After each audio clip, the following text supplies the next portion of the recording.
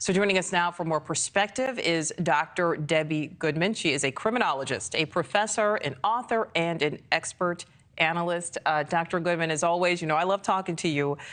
So we just heard from Alex there. Portland police say there is no reason to believe these 6 unsolved cases right now are connected. Now, armchair detectives, not so sure. Would it make more sense to say there's no evidence yet to say they're connected? I mean, it's semantics, but does it make a difference in your eyes? Yes, well, as always, good afternoon, Nicole, and certainly a pleasure to join you for the conversation. So the concern for me as a criminologist is just the information we have thus far, with the information that 6 women, all of the same gender in that regard, are decedents in a 100-mile radius. So certainly I'm concerned of the potential that this could be a serial killer. Now, if the numbers were different, if we had 1 decedent or 2, then certainly investigative techniques would be different, meaning they'll be analyzed and evaluated by our local, state, and federal agents and officers on this individual basis. But for me, I'm concerned with the number that we have 6 cases, and although we may not know a direct link or alignment, but we do know that they're all female and they're found within this wooded type of area. And we can remind the viewers that with serial murder, these are deaths, 3, 4, or more over a period of time at different locations, unlike mass murder, which you and I have discussed with the viewers, where we have 3, 4, or more decedents at one time, one location. So I think, of course, we have the faith and trust in our investigative experts, but that number for me is very high, and it does align with our category and classification of serial killing. Well, I find it very interesting that you say you have concerns, especially because you're so knowledgeable about this.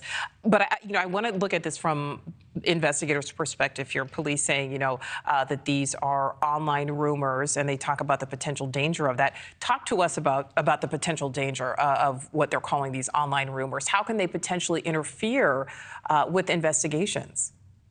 Certainly. Well, we understand online and how and why the public wants to get involved. So that in and of itself, I would absolutely encourage. Once high-profile crimes such as this become now in the public domain, as you and I know, Nicole, having evaluated several cases, the public can be a tremendous help.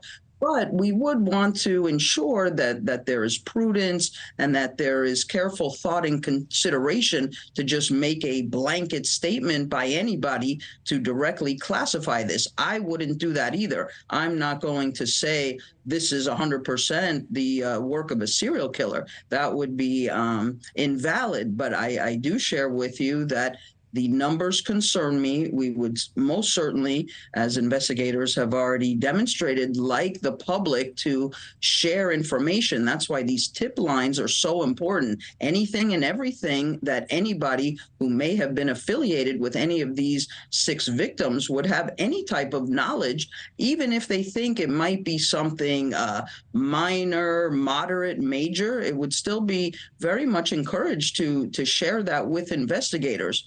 So that would be my hope at this moment. Investigators will certainly go through, again, their knowledge base of with whom will they speak. They will speak with the direct family members, siblings. That's like step 1, we say, the primary people that would be affiliated and associated with these victims. But then we go to the secondary level. The secondary level could still be with whom did these 6 decedents interact in the workplace. That could be very important. Was there any disharmony, discord? And now here's that tertiary piece, if you will, for all of us, the public domain. Did anybody have knowledge of any type of negative commentary or any interaction that would have been unfavorable that these victims would have had? And then I do think, Nicole, as we speak about these cases, the social media aspect is still going to be important, meaning investigators will do the deep dive into these 6 decedents' social media with whom might they have been talking and interacting.